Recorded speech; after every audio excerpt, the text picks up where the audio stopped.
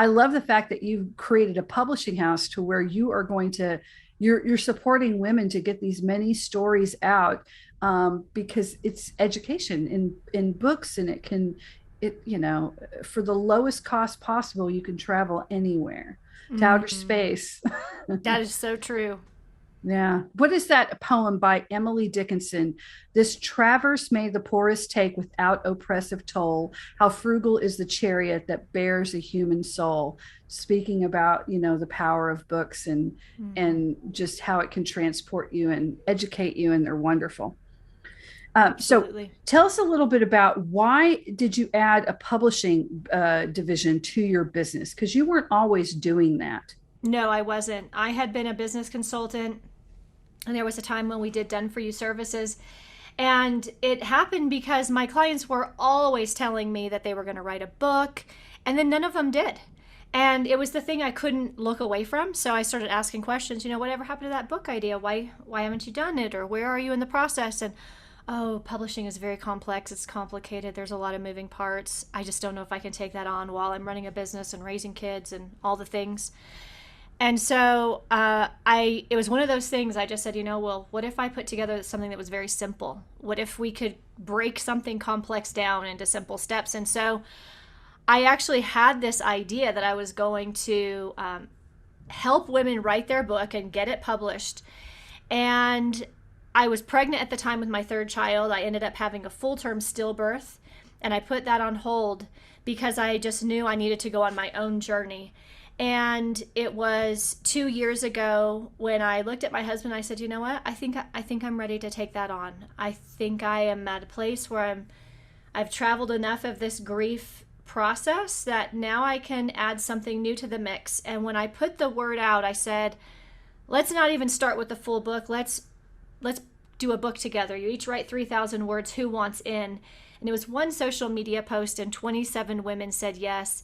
And then over 125 women said yes in that same year. And I just knew I was on to something, and that was the start. We'll be back after this message. Are you interested in a game-changing event for both podcast hosts and guests? Well, you're in luck. Podapalooza 2 with Michelle Abraham and Kimberly Crow is starting March 5th, 2022 at 8 a.m. Pacific Standard Time to 6 p.m. Pacific Standard Time on Zoom. Be sure to register with the link below. That's amazing. And my deepest condolences for your loss. It's so, that's always so heartbreaking. I know my mother had the same thing, but she delivered and he died within a couple of days. And she's still not, I mean, I've lost two brothers. And so the loss of a child is, you know, it's not a cliche. It's really the one thing a parent should never have to go through. And I'm sorry about that.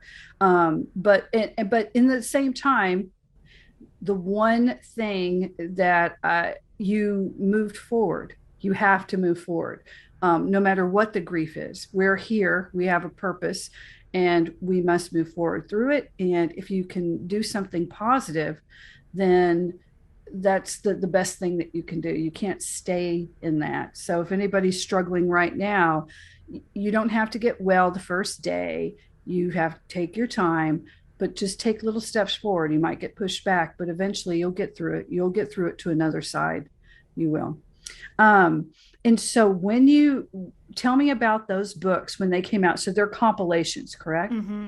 So I am big on networking and collaboration. I started my business, got my first clients from BNI and Chamber, and so I'm really into having conversations with people and figuring out, okay, where is there overlap? How can we support each other? And so the books almost became like little mini networking groups as well. And so many amazing relationships came out of that. So we rolled these books out, hit bestseller list. And I had a little community where I housed everyone, and I just kept coming up with these titles and ideas. And people kept saying yes. And a lot of the authors in the first book told their friends about it. I had one contributor, she must have sent me 30 referrals in the first year. And I said, you know what? So many women have a story to tell, but it was interesting. There was a pattern that was very clear. Most women question if their story is good enough, if it's worthy of being shared. Is it important? Has it been told before? It's just me. Is this going to help anyone? And so what I realized is not only did we need to have a streamlined system for publishing, we also We need people to champion our stories. We need someone who goes, listen, your story does matter. And by telling your story, you help other people say, you know what, I'm going to tell my story. And even if they just get one piece of encouragement or inspiration, or if they just simply say, oh my gosh, I thought I was the only one, and now I realize I'm not, it's incredibly powerful.